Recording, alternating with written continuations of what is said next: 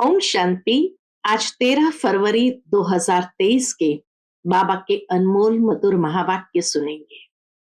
आज की मुरली में बाबा कहे, बच्चे तुम्हें ये निश्चय होना चाहिए कि इस गॉड फादरली यूनिवर्सिटी में हम ये पढ़ाई पढ़ करके मनुष्य से देवता बनते हैं। बाबा कहे जब तक ये निश्चय नहीं तब तक पढ़ाई पढ़ नहीं सकते हैं, पुरुषार्थ कर नहीं सकते हैं। यहाँ का मुख्य पुरुषार्थ ही है कि अपनी दृष्टि को सिविल बनाना, आपस में बहुत प्यार से मीठा होकर के रहना है, मीठा बनना है। बाबा कहे क्योंकि तुम ही देवता बनने वाले हो तो वह सद्गुण अभी तुम्हारे जीवन में आना चाहिए। भक्ति के अंदर मनुष्य आत्माओं ने जब भगवान से पुकारा तो यही कहा कि हे प्रभु, आप जब आएंगे तो आपके ऊपर वारी जाएंगे। तो बाबा कहे जब ये कहते हैं तो इससे सिद्ध होता है कि भगवान आते हैं, वो सर्वव्यापी नहीं है। तो सुनते हैं आज के बाबा के मधुर महावाक्य। ओम शांति। मीठे बच्चे, ये गॉड फादरली वर्ल्ड यूनिवर्सिटी है। मनुष्य से देवता, नर से नारायण बनने की जब यह पक्का निश्चय हो तब तुम यह पढ़ाई पढ़ सको।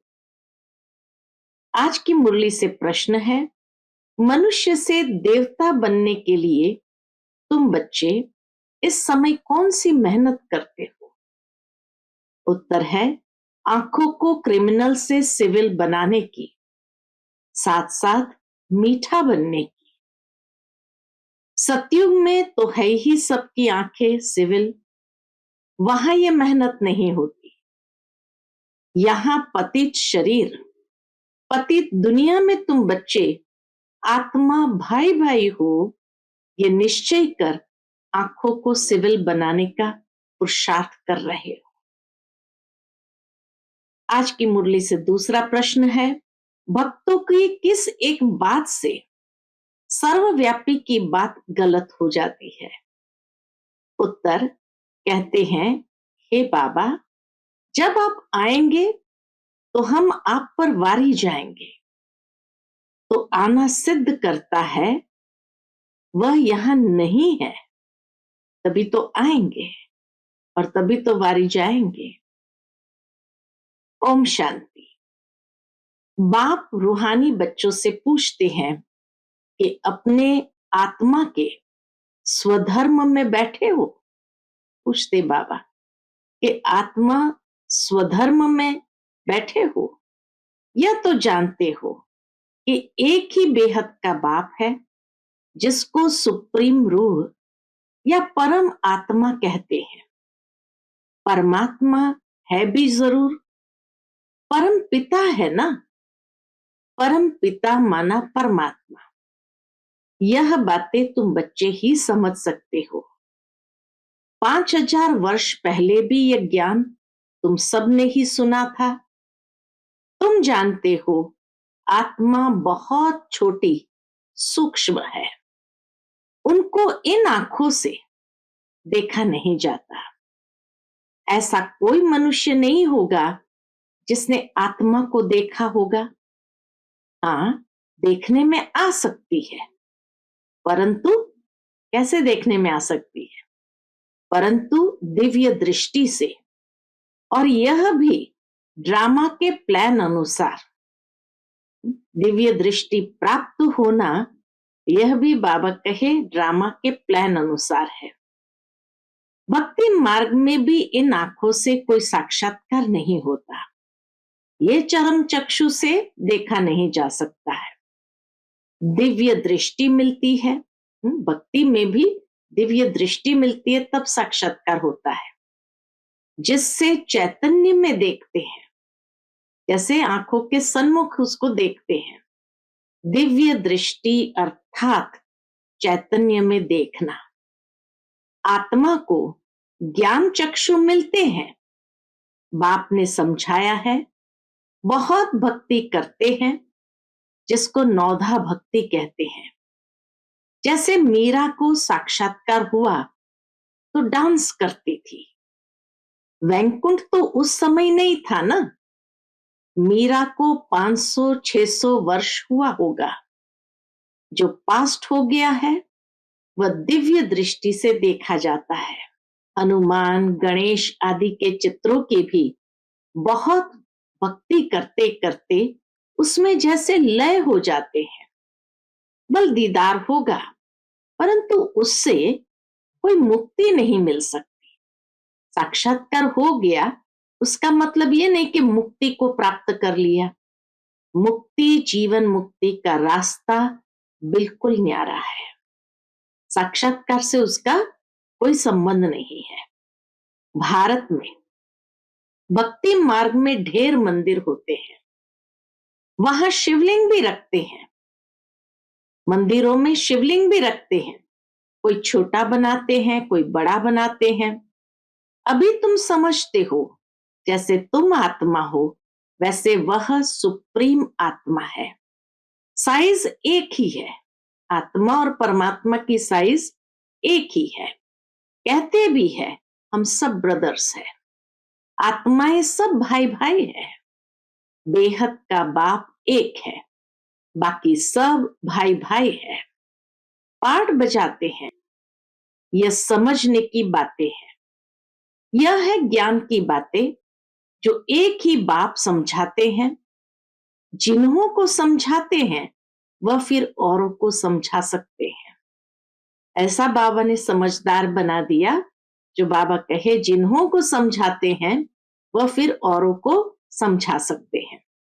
पहले पहले एक ही निराकार बाप समझाते हैं, उनके लिए ही फिर कह देते सर्वव्यापी है, ठिक्कर बित्तर में है। उनके लिए कह देते सर्वव्यापी है, ठिक्कर बित्तर में है। यह तो राइट नहीं है ना। एक तरफ कहते बाबा जब आप आएंगे तो हम वारी जाएंगे, ऐसे थोड़ी कहते हैं आप सर्वव्यापी हो। कहते हैं आप आएंगे तो वारी जाएंगे, इसका मतलब यहां नहीं है ना मेरे तो आप दूसरा न कोई। तो जरूर उनको याद करना पड़े ना। ये बाप ही बैठ बच्चों को समझाते हैं। इसको रूहानी नॉलेज कहा जाता है। यह जो गाया जाता है आत्माएं परमात्मा अलग रहे बहुकाल, उसका हिसाब भी समझाया है। बहुकाल से अलग तुम आत्माएं रहती हो। अब बाप के पास आए हो इसलिए राजयोग सीखने। बाप तो सर्वेंट है। बड़े आदमी जब सही करते हैं यानी साइन करते हैं तो नीचे लिखते हैं ओबीडियंट सर्वेंट। बाप सब बच्चों का सर्वेंट है, सेवा में है। कहते हैं बच्चे मैं तुम्हारा सर्वेंट हूं। तुम कितनी हुज्जत से बुलाते हो कि भगवान आओ, आकर हम पतितों को पावन बनाओ। पावन होते ही है पावन दुनिया में। ये समझने की बातें हैं, बाकी तो सब है कनरस। बाबा कहे पावन दुनिया में जाना है तो पावन बनना है, ये बात भी समझने की है। बाकी तो इस दुनिया में सब है कनरस। यह है God fatherly world university. Aim object क्या है? मनुष्य से देवता बनाना। बच्चों को यह निश्चय है कि हमको यह बनना है। जिसको निश्चय नहीं होगा वह स्कूल में बैठेगा क्या? निश्चय होगा तो बैरिस्टर से, सर्जन से सीखेगा। एम ऑब्जेक्ट का ही पता नहीं तो आएगा ही नहीं, स्कूल में आएगा ही नहीं। तुम बच्चे समझते हो हम मनुष्य से देवता, नर से नारायण बनते हैं। यह है सच्ची सच्ची सत्य नारायण की नर से नारायण बनने की कथा। कथा क्यों कहा जाता है? क्योंकि 5000 वर्ष पहले भी ये नॉलेज सीखी थी, तो पास्ट को कथा कहा जाता है। जो पास्ट हो गया तो पास्ट को कथा कह देते हैं। यह है सच्ची सच्ची शिक्षा नर से नारायण बनने की।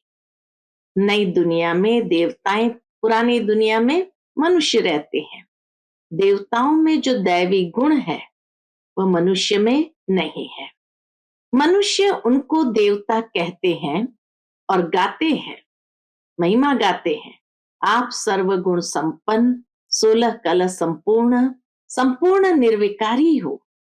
अपने को कहते हैं हम पापी, नीच, विकारी है। देवताएं कब थे? जरूर कहेंगे सतयुग में थे।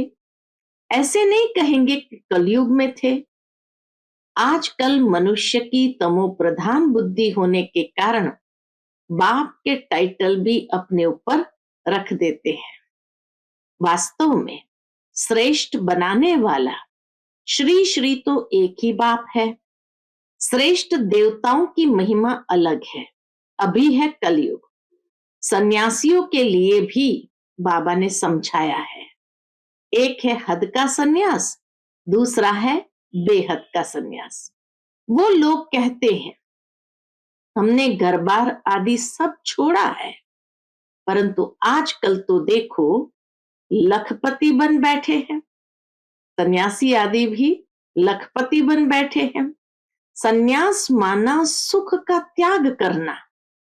तुम बच्चे बेहद का सन्यास करते हो क्योंकि समझते हो कि यह पुरानी दुनिया खत्म होने वाली है, इसलिए इनसे वैराग्य है। वो लोग तो घर बार छोड़ फिर अंदर घुस आए हैं, जंगल से वापस शहर में घुस आए हैं। अभी पहाड़ियों आदि पर गुफाओं में नहीं रहते, कुटियाएं बनाते हैं तो भी कितना खर्च करते हैं। वास्तव में कुटिया पर कोई खर्चा थोड़ी लगता है। बड़े बड़े महल बनाकर रहते हैं। आजकल तो सब तमो प्रधान है। अभी है ही कलयुग।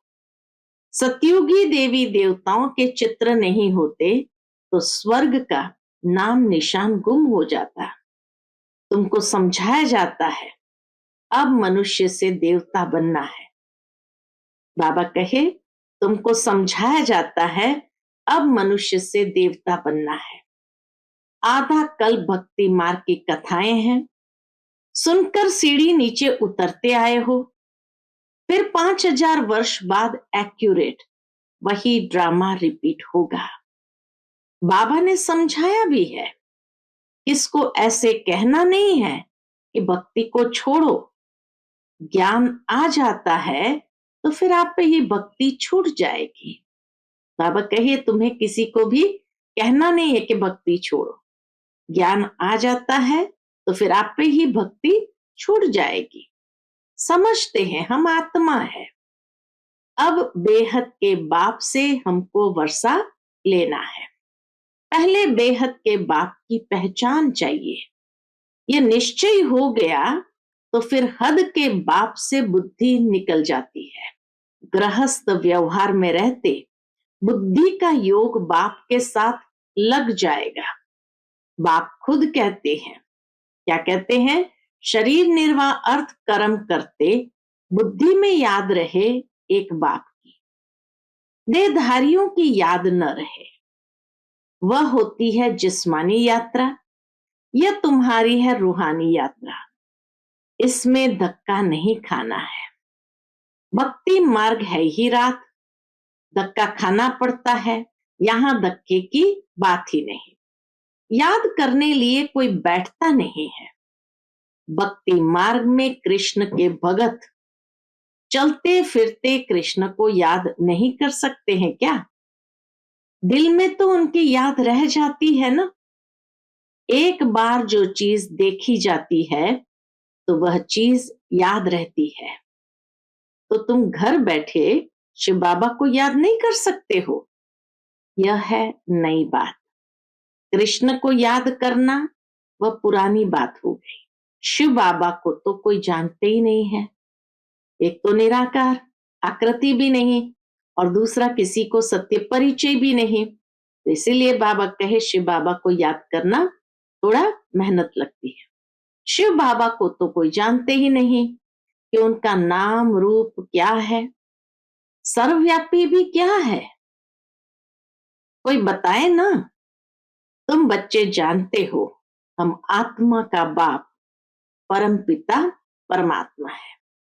आत्मा को परमात्मा कह नहीं सकते। अंग्रेजी में आत्मा को सोल कहा जाता है।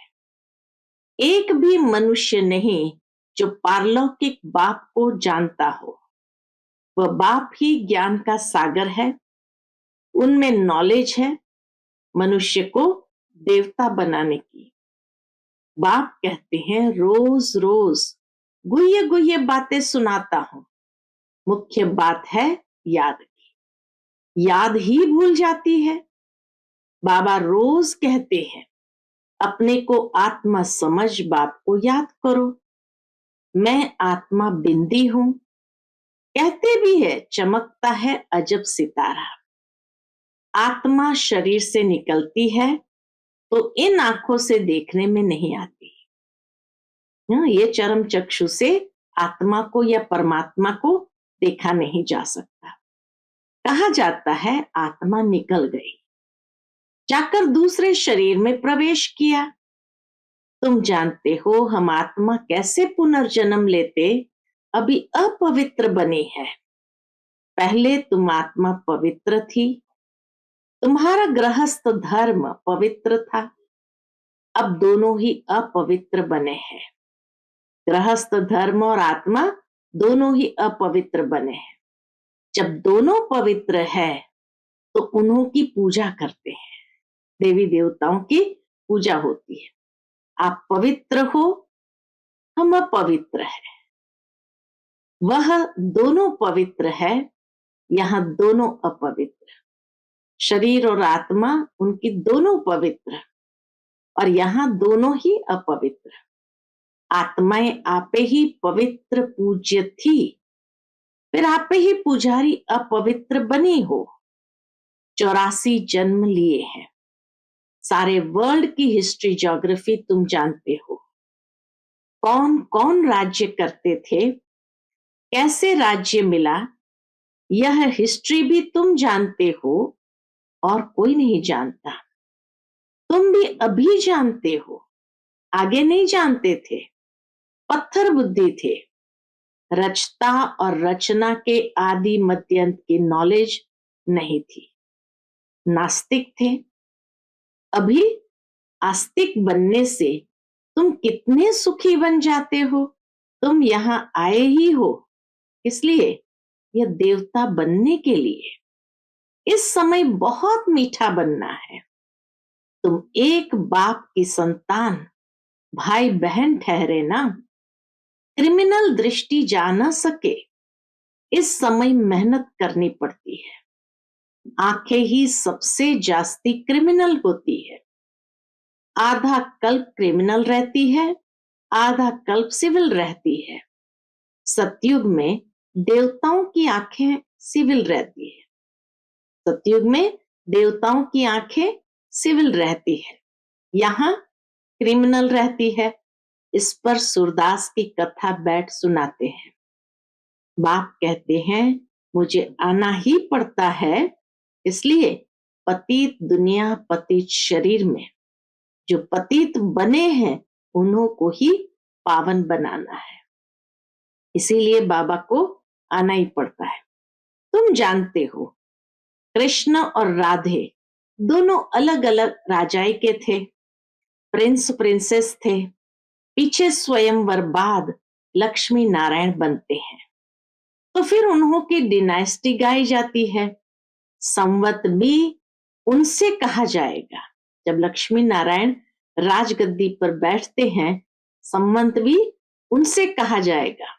सतयुग की आयु ही लाखों वर्ष कह देते हैं। बाप कहते हैं 1250 वर्ष। रात दिन का फर्क हो गया। रात ब्रह्मा की आधा कल्प, फिर दिन ब्रह्मा का आधा कल्प। ज्ञान से है सुख, भक्ति से है दुख। ये सब बातें बाप बैठ समझाते हैं। फिर भी कहते हैं मीठे बच्चों, अपने को आत्मा समझो, स्वधर्म में टिको, बाप को याद करो। वही पतित पावन है, याद करते करते तुम पावन बन जाएंगे। अंत मते सुगति, बाप स्वर्ग का रचयिता है ना, तो याद दिलाते हैं तुम स्वर्ग के मालिक थे, अभी पतित हो, इसलिए वहां जाने लायक नहीं हो, इसलिए पावन बनो। मुझे एक ही बार आना पड़ता है।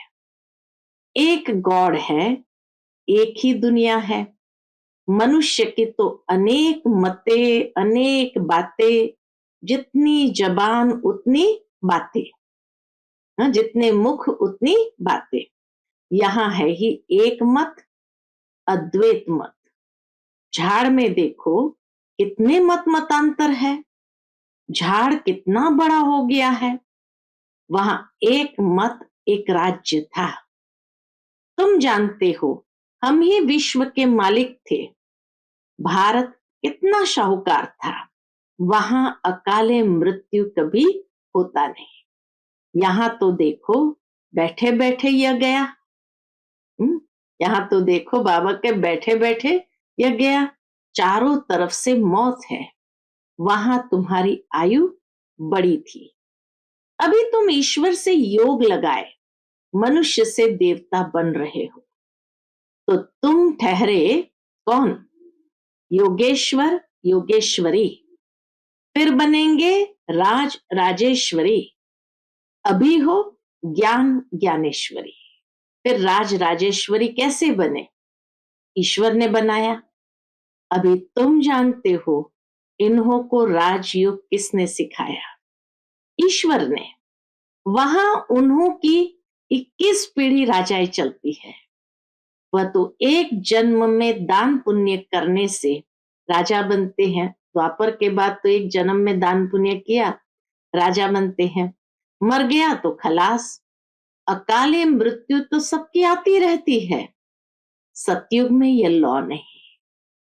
वहां ऐसे नहीं कहेंगे कि काल खा गया, एक खाल छोड़ दूसरी ले लेते हैं। जैसे सर्प खाल बदलते हैं, वहां सदैव खुशी ही खुशी रहती है, जरा भी दुख की बात नहीं। तुम सुखधाम का मालिक बनने के लिए अभी पुरुषार्थ कर रहे हो। अच्छा, मीठे मीठे सिकिलते बच्चों प्रति माता पिता बाप दादा का याद प्यार और गुड मॉर्निंग। रूहानी बाप की रूहानी बच्चों को नमस्ते। हम सब रूहानी बच्चों की रूहानी माता पिता बाप दादा को याद प्यार, गुड मॉर्निंग और नमस्ते नमस्ते। शुक्रिया बाबा, शुक्रिया। आज की मुरली से धारणा के लिए मुख्य सार है। पहली पॉइंट, इस पुरानी दुनिया से बेहद का संन्यास करना है।